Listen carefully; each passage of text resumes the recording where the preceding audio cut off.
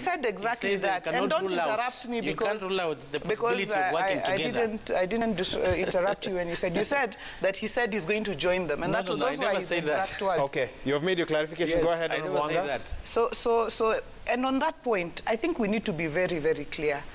One Kenya Alliance, looking at where we want to go as a country, we need a broad-based coalition that carries along all Kenyans. We need a bigger sufuria that can fit everybody. One Kenya, really, I mean, in all honesty and reality, if you look even at the members of the One Kenya, Alliance, and Kanu already said that they are not yet ready to join. So if you look at the three parties, if you look at even the strength, and we are being realistic here, the strength in parliament of these three parties, and you say everybody else should go and join into that, the suits might not fit, the cloth might not fit everybody who wants to join. So what we want is a broader coalition where all of us, that is inclusive. How broad are we talking about here? It's talking big. It's talking carrying Kenya, capturing the imagination of Kenyans from Vanga to Nyatike Wotorum, from Kilifi, to the heart of central Kenya, capturing the northeastern, capturing the imagination of the entire country. So, from the mountain to the lake, this is what we need. We need a broader coalition. And so, we are not, nobody can say we will not work with so-and-so. People can work together, moving into the future. But don't say, and that's what Kenyans are asking. How do you leave your house and go to the next house and then you say, okay, you also come and enter here, and then we say we have formed something new? Kweli hata Kenya, Kenyans will not believe us. But coming back to the question of ethnicities and communities, and I speak for ODM, and ODM is a party that is across this country. ODM is a party that has withstood the test of time. So why not go it alone? Which is what one viewer, let me read this tweet. One viewer is asking, if all of these parties represented on your show today are national parties, why can't they go it alone? And this is what I want to discuss now. Because, Kenya is a country of ethnicities. It's a country of communities. And we can't run away from that. We are a country of tribes, Wahiga. And even in the US, when people are going to election, they speak about whites, and this is how whites are going to vote. Blacks, and this is how blacks are going to vote. Latinos, and this is how Latinos are going to vote. You might not call them tribes, but those are communities that block together to ensure that their interests are taken care of. So there is nothing wrong in accepting that we are a nation of communities. We are a nation of tribes. And that is why even the 2010 Constitution, if you look at Article 10, it speaks to the face of Kenya, bringing together people from all corners, so that we look like we are Kenyans. And coming to the point, and Waiga, you must acknowledge that on this table, we are speaking, and there are three parties who are in one coalition, and I'm the only one. So in terms of time, in terms of time allocation, you need to just accept that, in the sense that I'm very fair with my time allocation. These are all members of one coalition, I don't think so. And I stand here as ODM. This is Oka you're talking to, and this is ODM. So, so when three of them speak, I can only speak once to try and cover all the issues that they have raised. And so let me come to the issue of where are we going? Where are we going as a country? And why are we looking for this broad-based coalition? We are looking at unifying the nation. Okay. And we began it with the handshake.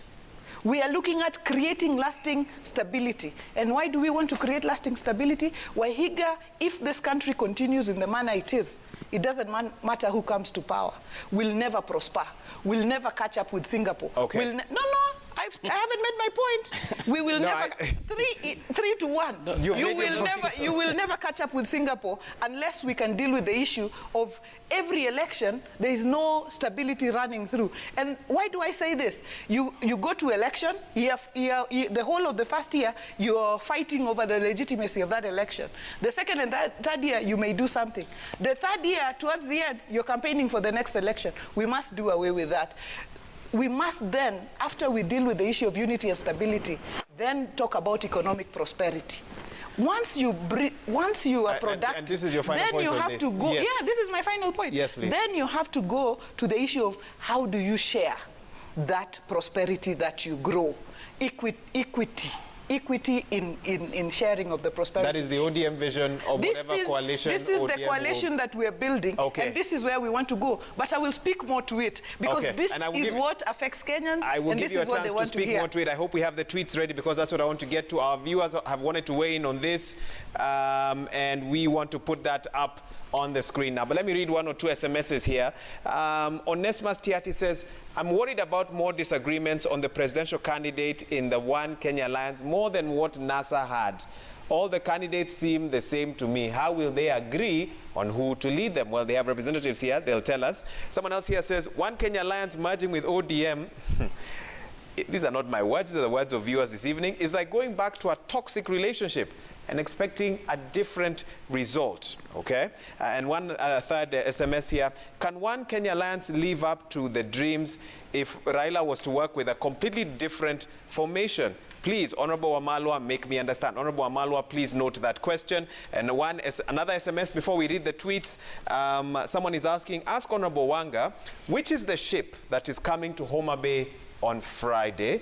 Is it President Uhuru Kenyatta accompanied by that ship? That's what one viewer wants to know. Honorable Wanga, please note that. These are the tweets. Let's put them up on the screen. This is what Kenyans are saying this evening. Let me see here. Okay, someone says here, can someone advise former defunct NASA luminaries to solve their issues in an amicable manner outside the media? All signals are indicating that they might have caught themselves working together in another political outfit soon. Okay, Engineer Lazaro Kanyambok says that. Nasir Magan says, yes, indeed, NASA movement is a thing of the past. But still, it doesn't debar the Right Honorable Raila Odinga to later on join the new political formation that shall be on offer after NASA's moribundity. Okay, I hope that's a... I haven't butchered the English language. That one. George Obango says, watching the show in Kisumu Dunga, why do most politicians come together and form alliances when elections are approaching? Okay, George, thanks for that question. And Brian Sambu, NASA died the day Kalonzo, Mudavadi and Wetangula skipped the mock swearing in ceremony where ODM leader Raila Odinga was sworn in as the people's president. All along, it's been a matter of when and not if the parties will leave NASA. All right, I think we have one or two more. Senior Ndwaru, you say Kenya is a great democracy. The only thing that we lack is discipline and maturity of our party politics. This hide and seek of coalitions every election cycle needs to end.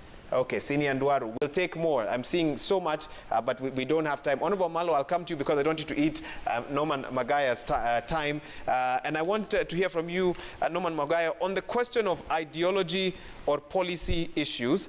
But even as we get to that, one viewer has asked this evening, how will the One Kenya Alliance deal with the issue of who will be the presidential candidate? Is there a formula?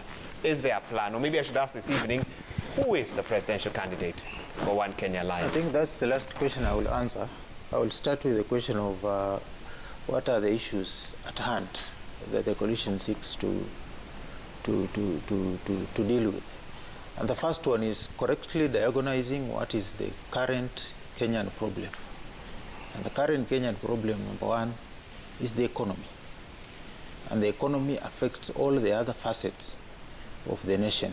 What is the wiper solution? I'm coming to it. Okay. You are interjecting me and because I have three other panelists who will also beg for more time. So I want to get straight, take me straight to the heart. What is your I want to speak on authority. Economic model. I want to speak on authority, on what the Wiper Party stands for as far as economic resumption is concerned. Mm-hmm. And one is to firstly correctly diagnose what the current problem is. And then what is the solution that we have. And the first question that we must deal with and confront that affects our economy is the question of corruption. And this sets us apart as to who we can partner with. And that's why I have it in good authority from my party leader as to who he cannot work with as far as the 2022 general election is concerned. And that is why I take exception to the sentiments from Honorable Chris Wamalwa, because this is the authority of my party leader, that one is a platform of corruption, that we must curb corruption in the public sector, in procurement, fix it, charge those who are involved, recover public finances that have been lost. Once we close the corruption gap, two, levelize the taxation system we must tax those who are getting so much from the economy. The multilateral companies that are investing in this country, that are undertaking infrastructure projects, must be able to account for at least 50% of their profits invested in our country and job creation. 2, we must give tax credits to those that are creating much jobs into the economy so that we bridge the gap between the rich and the poor. 3 is that we need to grow our middle income economy. 1, you cannot tell us that you want to bridge the gap between the rich and the poor by literally putting money into the poor. It has never worked anywhere in the world. Okay. It's a model that is unknown in economic theory. It has never worked anywhere. And you grow the middle income, yes, that spur a few to the upper echelons, and that provides room for the lower echelons to come into the middle income economy.